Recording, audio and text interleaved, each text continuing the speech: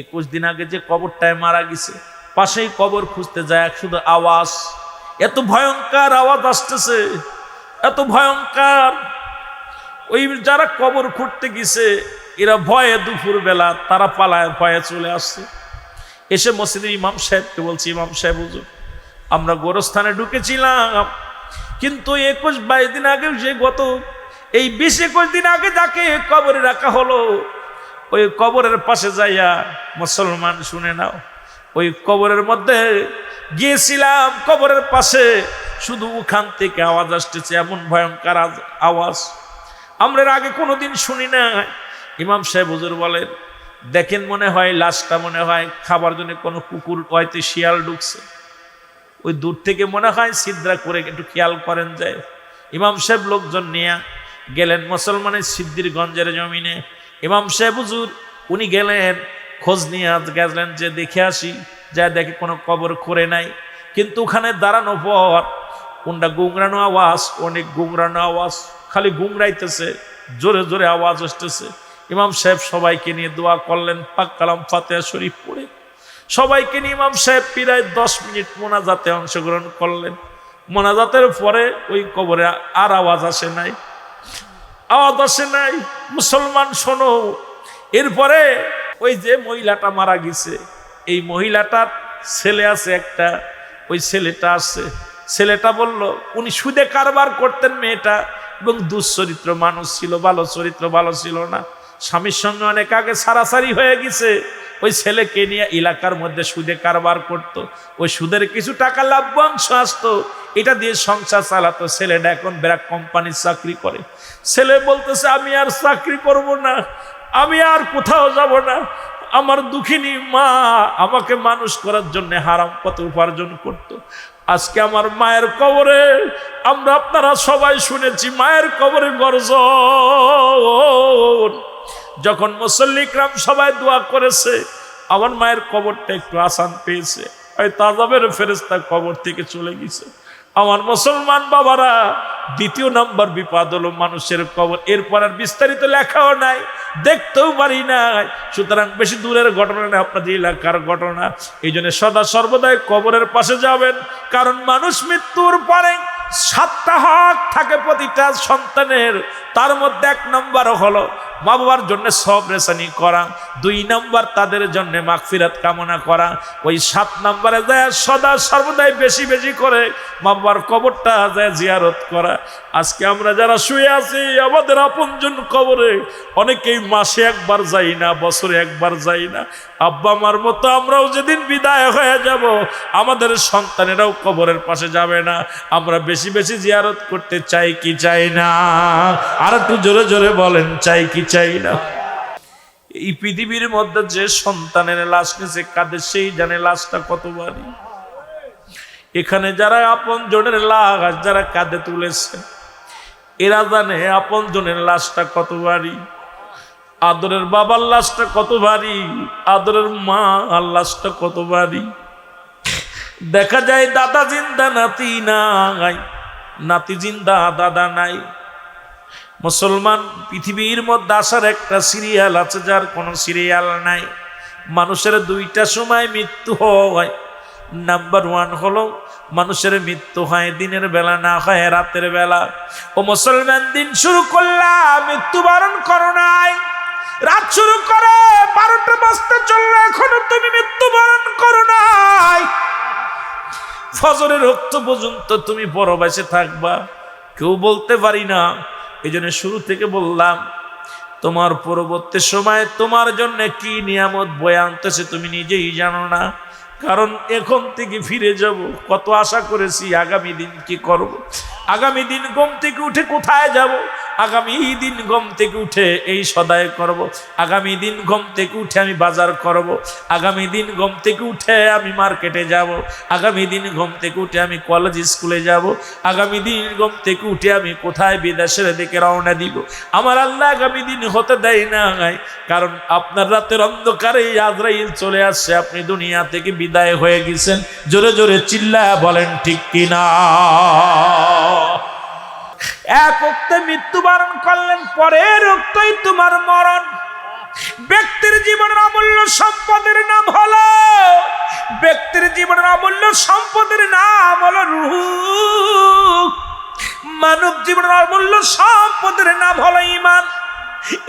ইমানবিহীন কোনো আমলের মূল্য নাই, রুহবিহীন কোনো বডির মূল্য নাই। এই বডি দেখতে শুনতে ভালো, মুসলমান একটা হাত নাই তবুও চলবে, একটা পা নাই তবুও চলবে, চোখ নাই তবুও চলবে, আপনার মুসলমান বুবা তবুও চলবে। হাত পা বিহীন ওই মানুষটার তবুও দাম আছে যতক্ষণ পর্যন্ত আপনার দেহের মধ্যে রুহটা আছে। ওই রুহবিহীন বডির কোনো মূল্য নাই। দেখতে শুনতে ভালো, চেহারা অনেক ভালো, বড় চাকরি করে, বড় গাড়ির মালিক, বাড়ির মালিক, রুহটা নাই, কোনো দাম নাই, সঙ্গে সঙ্গে সেই ব্যক্তি হয়ে যায় মায়ের। সুতরাং মানব দেহের অমূল্য সম্পদের নাম, মানব জীবনের অমূল্য সম্পদের নাম হলো মুসলমান, ঈমান। আর ব্যক্তির জীবনের অমূল্য সম্পদের নাম হলো রুহু। এই রুহুবিহীন কোন বডির মূল্য নাই। মুসলমান শুনে নাও, শুনে নাও। আর ঈমানবিহীন নামাজ, রোজা, হজ, যাকাত কোনো কিছুর আমলের কোনো মূল্য নাই। আমি প্রায়টা আলোচনার মধ্যে বলি, অনেকেই কষ্ট পায়। এই ঈমান একটা হলো ঈমান, একটা হলো আমল। এখন ঈমানবিহীন কোনো আমলের মূল্য নাই। একটা হলো ঈমান আর একটা হলো আমল। আমল হলো নামাজ, আমল হলো রোজা, আমল হলো কুরবানি, আমল হলো জিকির, আমল হলো মুসলমান দান সদকা, এগুলোর নাম হলো আমল। আর ঈমান হলো নবী মুহাম্মদুর রাসূলুল্লাহ সাল্লাল্লাহু আলাইহি ওয়াসাল্লাম। জোরে জোরে চিল্লায়া বলা যাবে না মারহাবা। আমার ভাইরা, আমার বন্ধুরা, আমার বলতেছিলাম মানুষের তিনটা বিপদ। নাম্বার 1 হলো মানুষের মরণ। আল্লামা মুফতি আমজাদ আলী সাহেব একটা কিতাব লেখেন, কিতাবের নাম বারে শরিয়াত। এই কিতাবের মধ্যে লিখতে যা বললেন, দুনিয়ার মানুষ শোনো গো, মানুষ যখন মৃত্যুবরণ করেন 70টা তাজা উটের গায়ের চামড়া জবাই না করিয়া উল্টো দিকে টান দিয়া লবণ আর মরিচ লাগা দিলে যতটুকু যন্ত্রণা হয়,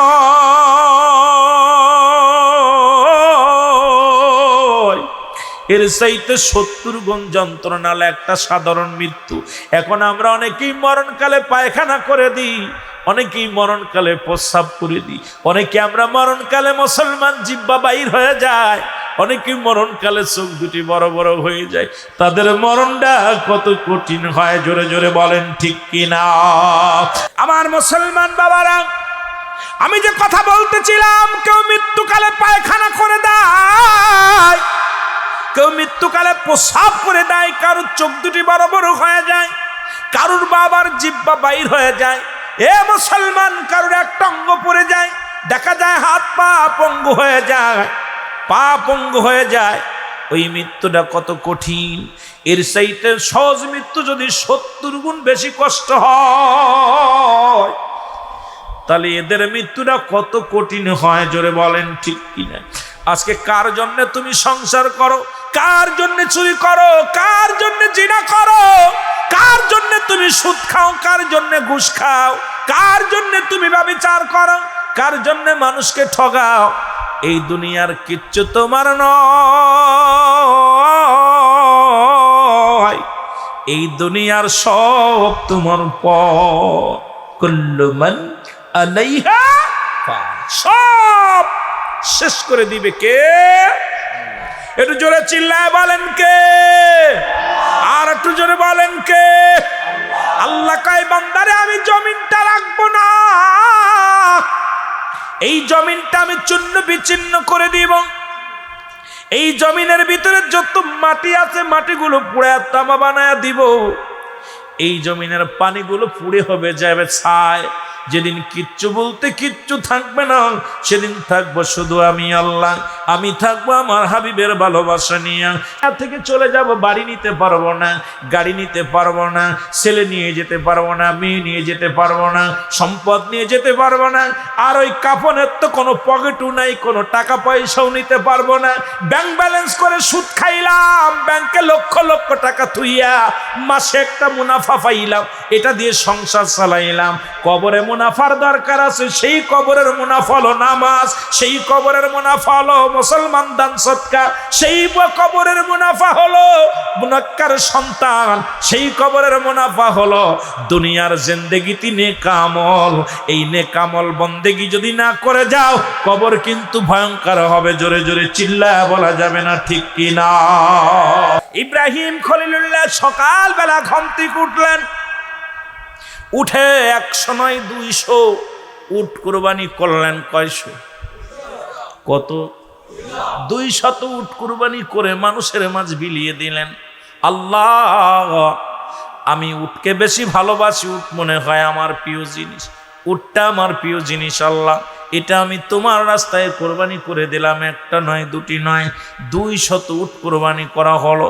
দ্বিতীয় রাত্রে আবার স্বপ্নে দেখে, ও খলিলুল্লাহ, ইব্রাহিম খলিলুল্লাহ, বন্ধু, তুমি তোমার প্রিয় জিনিসটা আল্লাহর রাস্তায় কুরবানি দাও, আমার নামে কুরবানি দাও। সঙ্গে সঙ্গে ইব্রাহিম আলাইহিস সালাম ঘুম থেকে উঠলেন, আবার মুসলমান উট দুম্বা দিয়া আরো 100-150 কুরবানি করে দিলেন। দিয়ে দোয়া করে, আল্লাহ দোয়া করতেছে মাওলার দরবারে, আল্লাহ তুমি আমার এই কুরবানি কবুল করে নাও। তৃতীয় রাত্রে আবার স্বপ্নে দেখলেন, আল্লাহ আমার মাবুদ আল্লাহ পাক ডাক দে বলে, খলিলুল্লাহ শোনো, এ বন্ধু শোনো, সবচেয়ে তোমার প্রিয় বস্তু যেটা, তোমার কাছে সবচাইতে প্রিয় বস্তু যেটা, এটা তুমি কুরবানি দিয়ে দাও। জোরে জোরে চিল্লায় বলা যাবে না মারহাবা।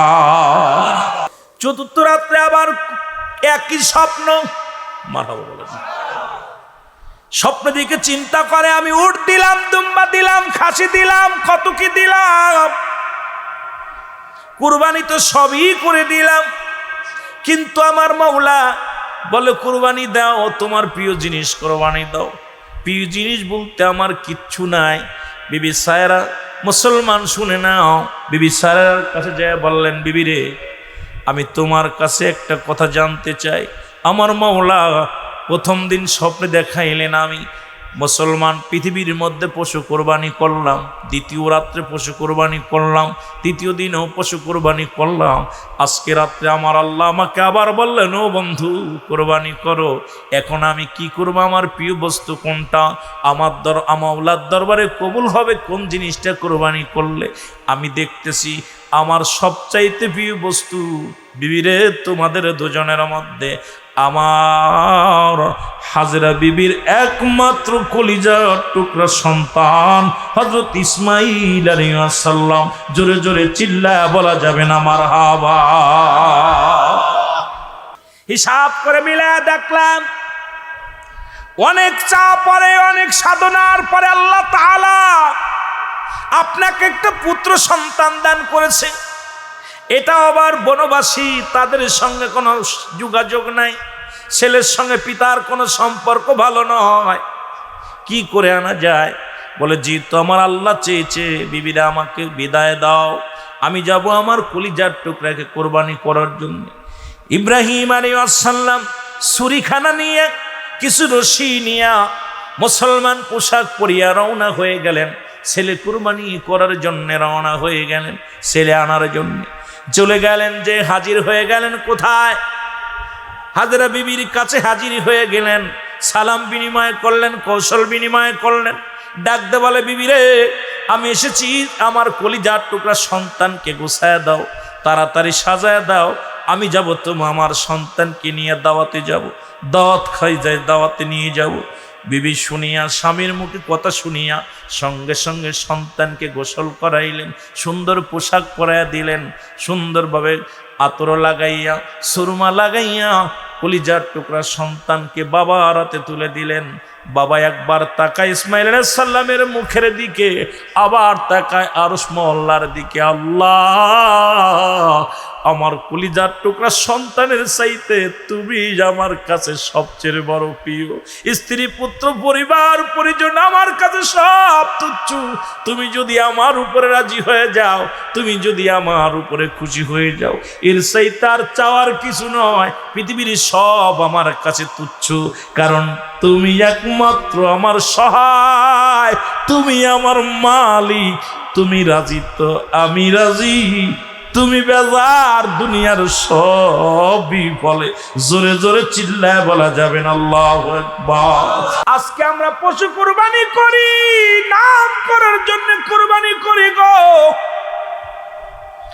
কোন গ্রামে কতজন কতশো কুরবানি হলো, কতজন কি কুরবানি করে, কোন ধনী কয়শো কুরবানি করে। এটা নিয়ে বড় ব্যস্ত আছি, নিজের ভিতরে একটা ফাটা বিরাজ করে, এটাকে এখন পর্যন্ত আমি তো দূর করতে পারো নাই, এই অহংকার দূর করতে পারো নাই। আমি পিরাইটা আলোচনা করার মধ্যে বলি 5 শ্রেণী মানুষের দোয়া কবুল হয় না। তার ভিতরে নাম্বার 1 হলো হিংসুটে মানুষ, অহংকারী মানুষ। 2 নাম্বার হলো মুসলমান, শুনে নাও।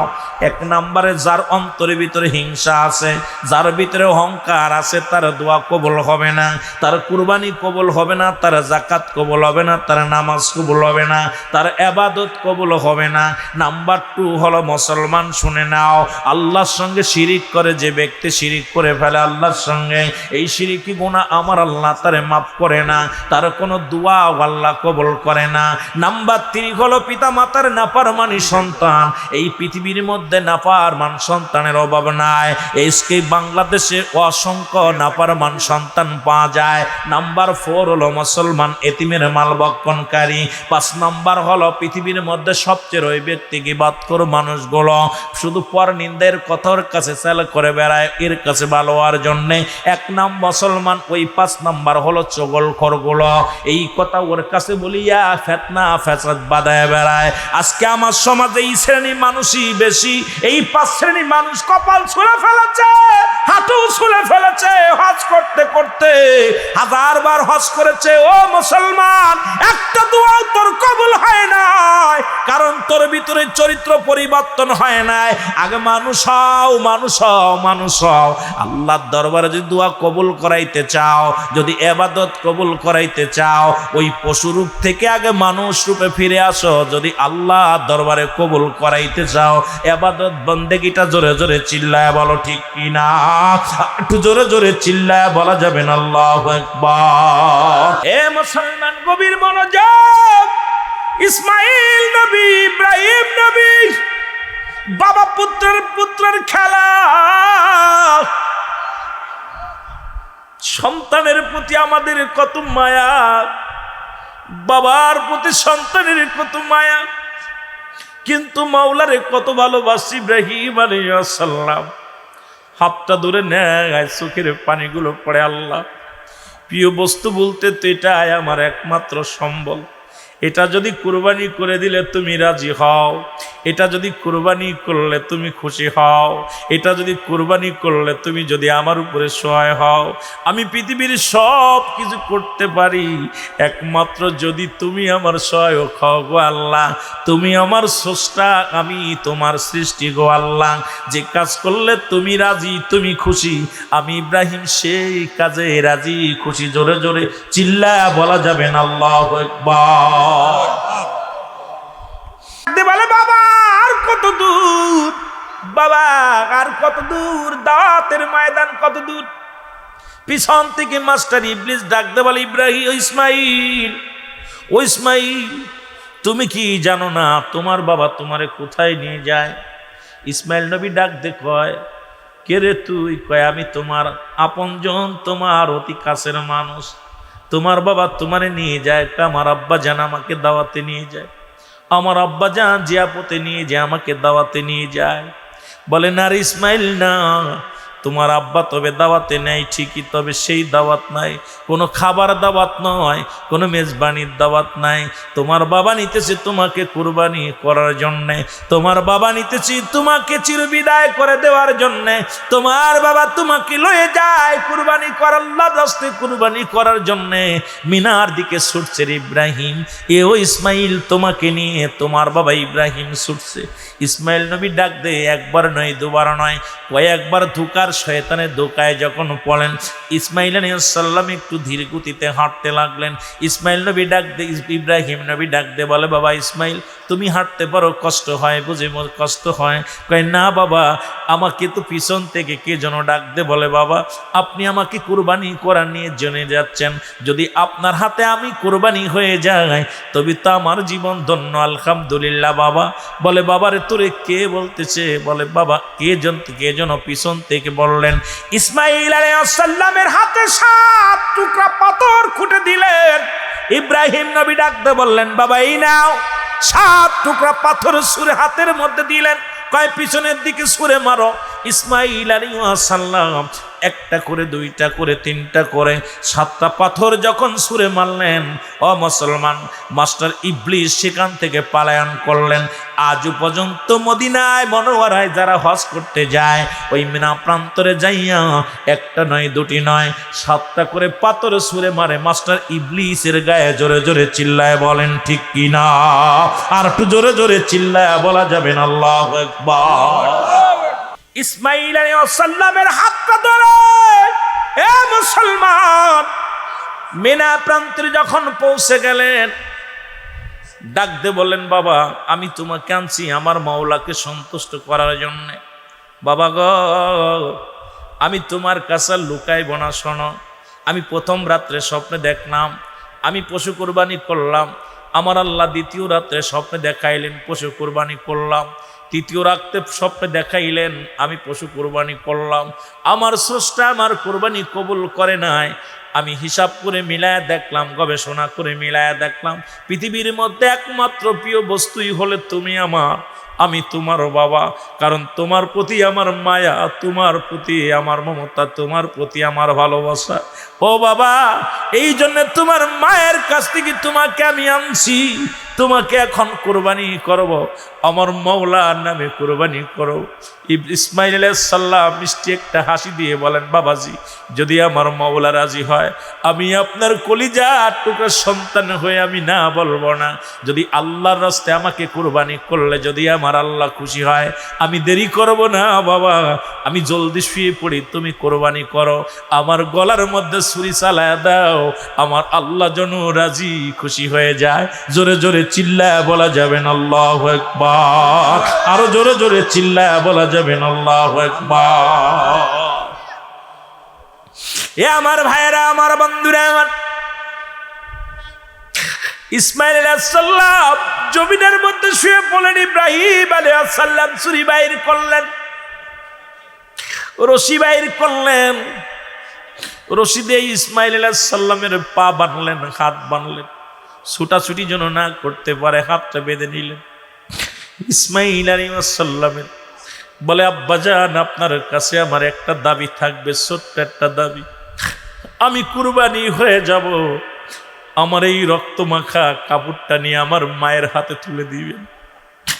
আমি 10 মাস 10 দিন যে মায়ের গর্ভে ছিলাম, যে মা আমাকে দুধ পান করে মানুষ করেছে গো বাবা, আপনি আমার জন্মদাতা পিতা, জন্ম দুঃখিনী মা, গর্ভে ধারিণী মা, ওই মা সে থাকবে আমার আশা। এই রক্ত মাখা জামাটা নিয়ে আমার মায়ের হাতে তুলে দিবেন।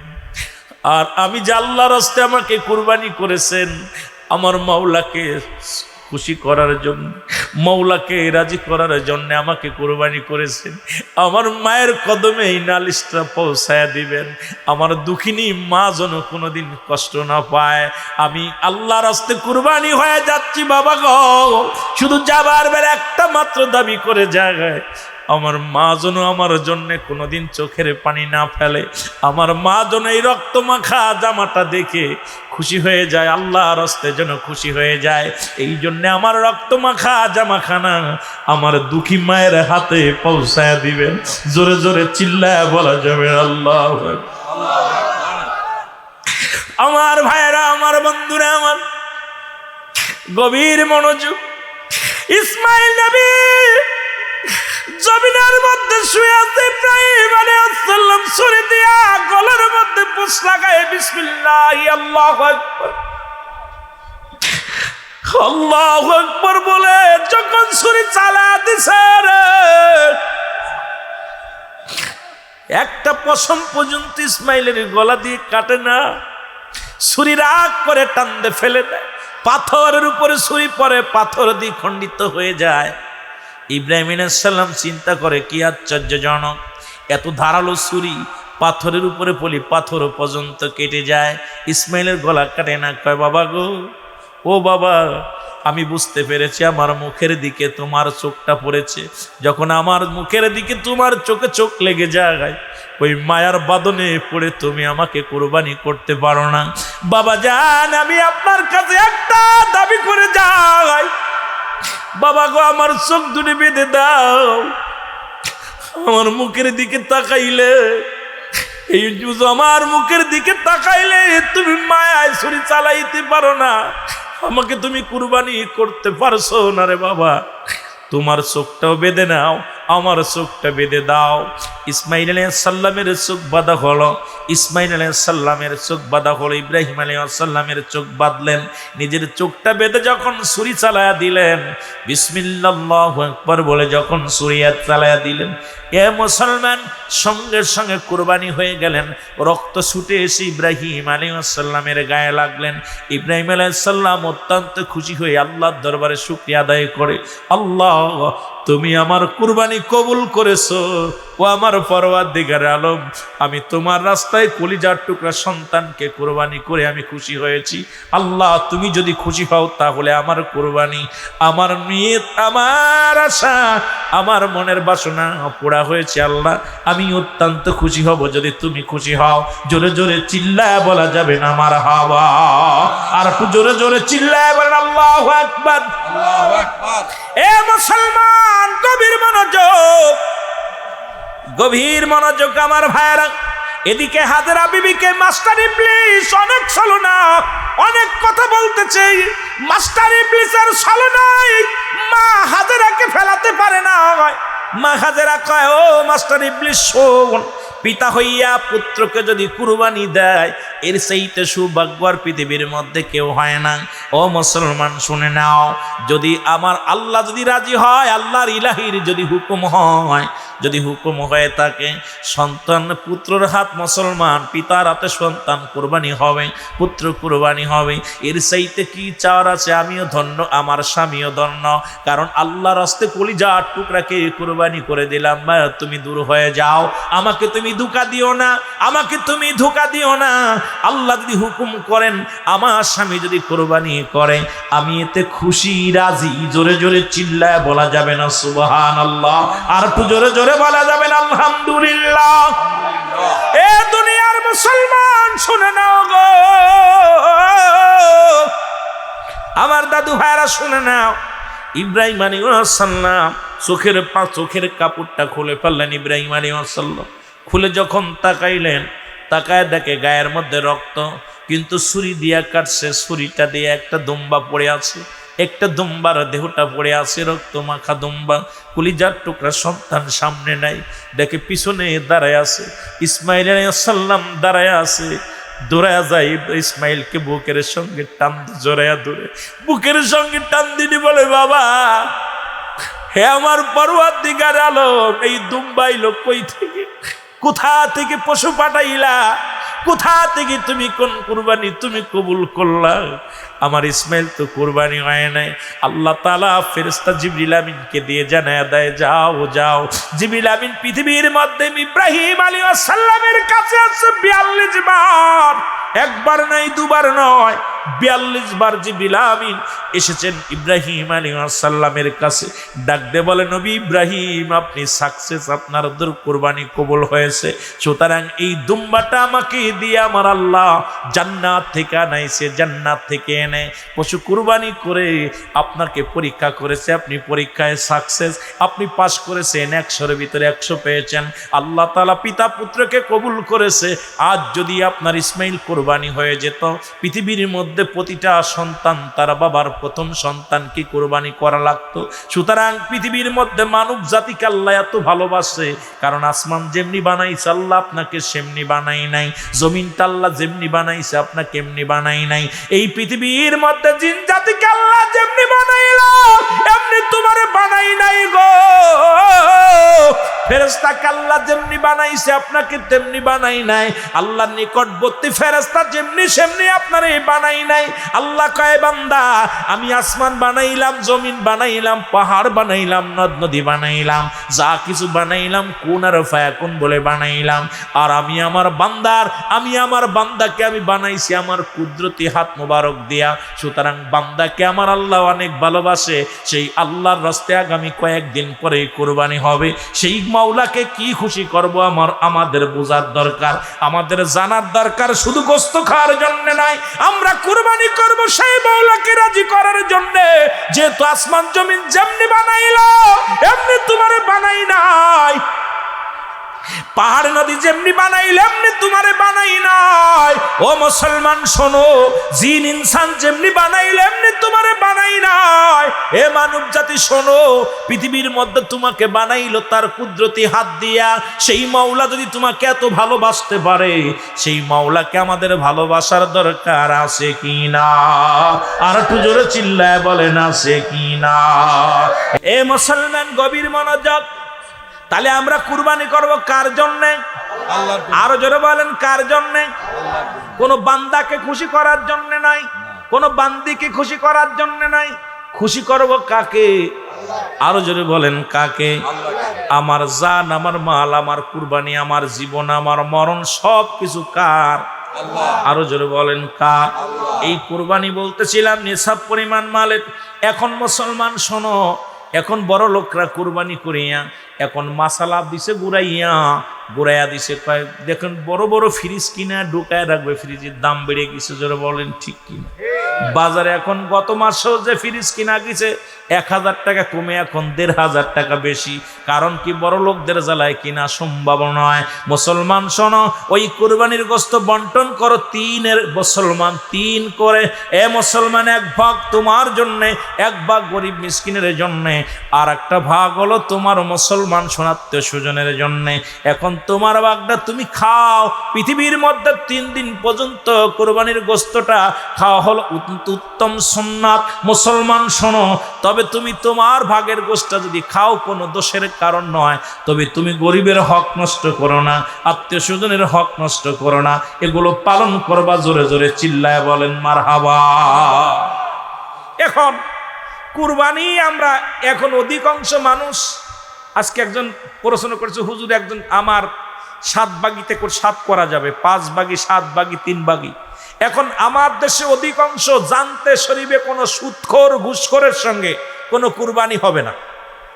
সুদখোর হারাম জিনিস, হারাম উপার্জনকারীর সঙ্গে কুরবানি দেবেন না, এবং হারাম উপার্জনকারীর গোস্ত আপনি নেবেন না। হারাম উপার্জনকারী, হারাম ঘুষখোর, সুদখোর, সে যত বড় গরু কুরবানি করুক, যত বড় পশু কুরবানি হোক, তার গোস্তের সীমানায় কোনো গরিব মানুষ যাবেন না। কথা বোঝেন নাই? কথা বোঝেন আমার? এই হারামখোরকে নিজের কাজ নিজে করতে দিবেন। এই আপনারা পশু কিনবেন, বাজারে যখন যাবেন যতটুক পারেন এইটা আপনারা করাই করবেন। এই কুরবানিটা যেটুক পারবেন সাধ্যমতো আপনি চেষ্টা করবেন। গোস্ত খাওয়ার নিয়ত নয়, নিয়তটা হলো আল্লাহকে সন্তুষ্ট করার জন্যে। আল্লাহ যেন আপনার আমার উপরে রাজি থাকে, খুশি থাকে, আমরা যেন এই কুরবানিটা আমরা পালন করতে পারি। সকল বলুন আমিন। সবচেয়ে বড় কুরবানি হলো ত্যাগ করা। শালি যে গরু কুরবানি করলেই যে কুরবানি না, এই মহিমা তো ওই সুদ থেকে বাঁচা, ঘুষ থেকে বাঁচা। এই যে আজকে একটা কুরবানি আপনাদের জন্য হলো, এই ঘুম সারা রাত সারাদিন গরমে ঘুমাইতে পারেন নাই, আজকে এখন ওয়াজের ময়দানে বসে আছেন, সকালবেলা কর্মজীবী মানুষ কর্মে চলে যাবেন, তাহলে এটাও সবচেয়ে বড় একটা কুরবানি। এটাও ত্যাগ স্বীকার করা। যেটা বলেন ঠিক কিনা? আমিত্ব দূর করা। আমার বাবারা, এই জন্য আমরা ওই কুরবানির মাসালা দিতে গেলে অনেক লম্বা আলোচনা। আমার অন্য দেশের কুরবানি, অন্য দেশের মাসালা হচ্ছে এই কোরআনের মাসালা যেটা, হাদিসের মাসালা যেটা, সেটা হলো আমি আর প্রায় তিরমিজি শরীফের একটা হাদিস দেখলাম, আজকে সকালেও দেখলাম, যে যদি একটা ফ্যামিলিতে 10 জন ব্যক্তি হয়, 10 জন ব্যক্তি একজন যদি ওই ব্যক্তির হয়ে কুরবানি করে, কুরবানি সকলের আদায় হয়ে যাবে। আর আমাদের বাংলাদেশের 10 জন যদি 10টা সমর্থবান হয়, 10 জনই 10টা দিতে হবে। এখন আমাদের দেশে একটু ভিন্ন রকম। তবুও যেহেতু আজকে আমাদের দেশে গরিব মানুষ, সবচেয়ে তাদেরকে সহযোগিতার হাত বাড়াবেন। অনেক মানুষ এক টুকরা গোস্ত কিনে খেতে পারে না, তাদেরকে দেওয়ার চিন্তা করে তাদেরকে কিছু দেওয়ার জন্য চেষ্টা করবেন।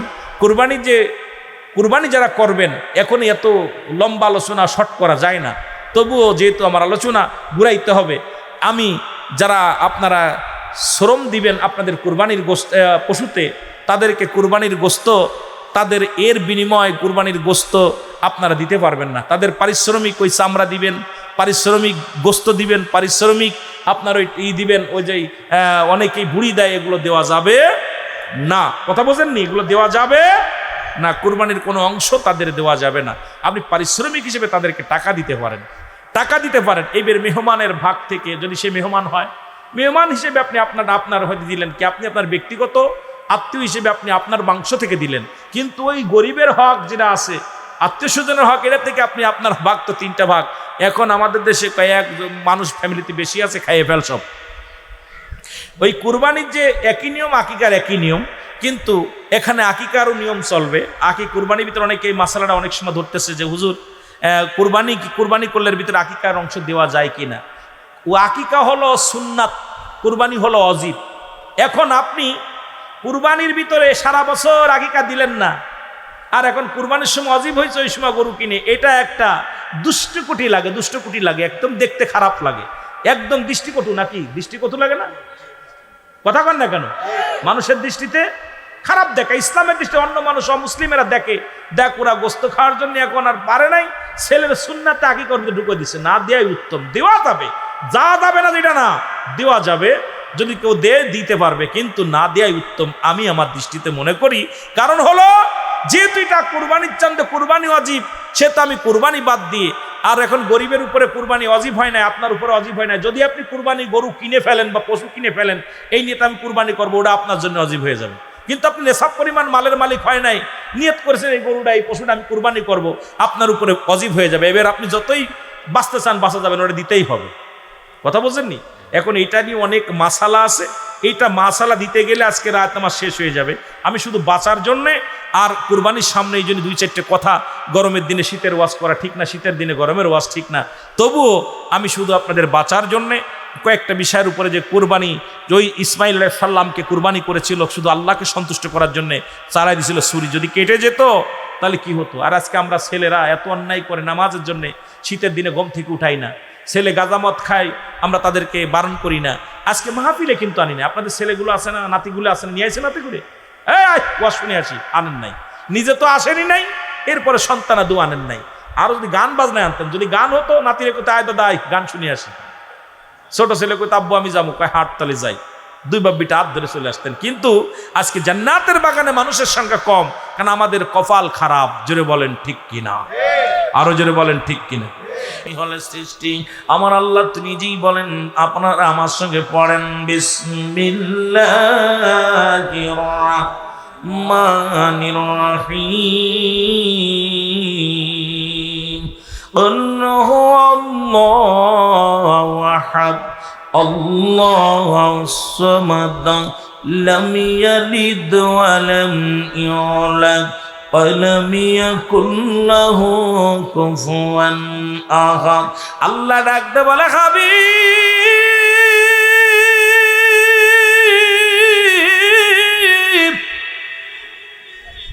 এই পৃথিবীর মধ্যে আমি আল্লাহ এক। আল্লাহ কয়জন? জোরে জোরে চিল্লায় বলেন কয়জন? আমার আল্লাহ হলো একজন। আল্লাহ বলে, হাবিব আমি আল্লাহ এক। এই পৃথিবীর মধ্যে কাউকে জন্ম দিই নাই, কারো থেকে জন্ম নিই নাই। সুতরাং আল্লাহ হলো স্রষ্টা। ওই আদম থেকে শুরু করে কুল কায়নাত, যত মানব দানব যা সৃষ্টি করেছেন সবই হলো সৃষ্টি জগৎ। আর আমার আল্লাহ হলো আমার মুসলমান স্রষ্টা, যিনি আপনার আমার রব, যার কোনো যে পৃথিবীর মধ্যে একমাত্র স্রষ্টা আপনার আমার সমস্ত মানব জাতির স্রষ্টা, সমস্ত জাতির স্রষ্টা এ কেউ নাই পৃথিবীর মধ্যে। তিনি হলো আপনার আমার রব, তিনি হলো আমার আপনার আল্লাহ। জোরে জোরে চিল্লায় বলা যাবে না আল্লাহু আকবার? একটু মহব্বতের সঙ্গে দুরূদ শরীফ পড়েন, আল্লাহুম্মা।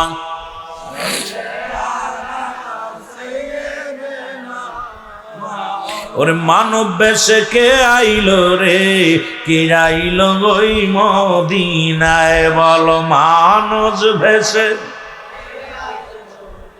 কে আইলো রে মোদি। ওরে সদাই নবী কান্দেন বসে, সদাই নবী উম্মতেরি বেদনায়, মানব বেশে কে আইলো রে, কে আইলো ওই মদিনায়, বলো মানুষ।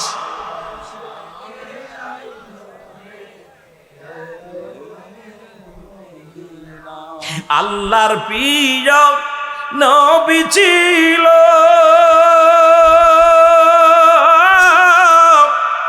পর্দা সারা দিদার হলো, আমার মৌলার প্রিয় হাবিব ছিল, যার পর্দা সারা দিদার হলো, আর তারি সমতুল্য, তারি সমতুল্য কেউ আর রইল না ধরায়, মানব বেশে কে আইলো রে, কে আইলো এই দুনিয়ায়, বল মানুষ।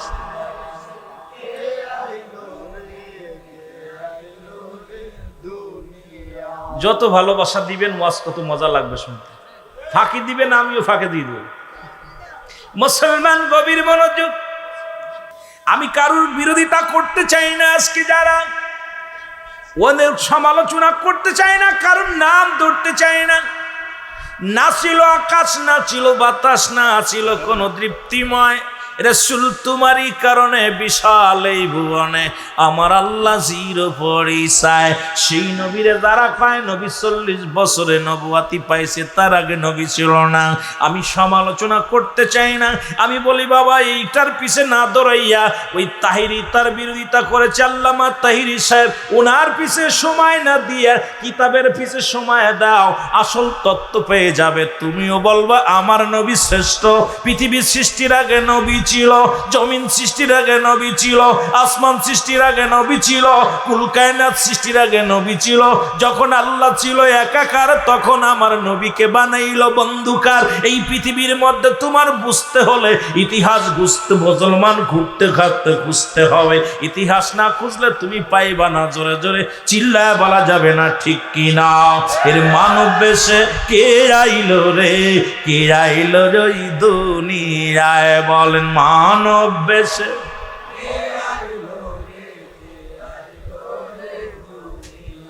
সব নবীদের শ্রেষ্ঠ নবী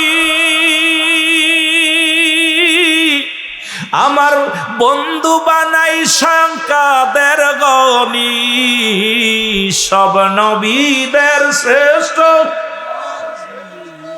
যারে বন্ধু বানাই সংকাদের গনি, নাই তুলনা কারুর সনে, নাই তুলনা।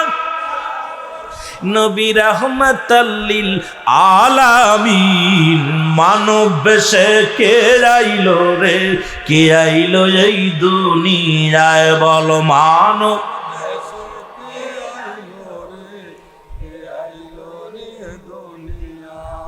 আরে বুকার দলেরা দলিল আস্তে আস্তে দাও, কাল লাগে কারু ফোমা দিস। আমি মনে করি দেখলাম তাহিরির পিছে আমাদের দেশের বড় বড় বক্তারা বিরোধিতা করতে, আমি কই মেয়া তাহিরির পিছে না লাইগা কিতাবের পিছে লাগো।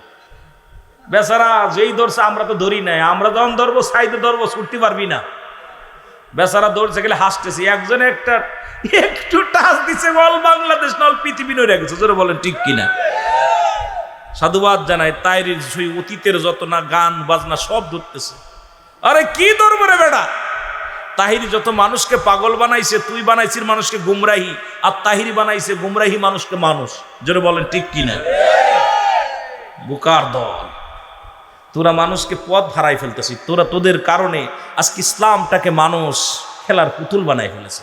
আর তাহিরি বানাইছে ওই যে মানুষগুলো জীবনে আল্লাহ চিনত না, জিকির যার কলবে ছিল না, যে ব্যক্তি ইসলাম সম্পর্কে জ্ঞান ছিল না, সেই পাগলগুলো গানের বাজনা না যায় মাহফিলে দৌড়ায়, জোরে বলেন ঠিক কিনা? একটু মহব্বতের সঙ্গে দুরূদ শরীফ পড়েন, আল্লাহুম্মা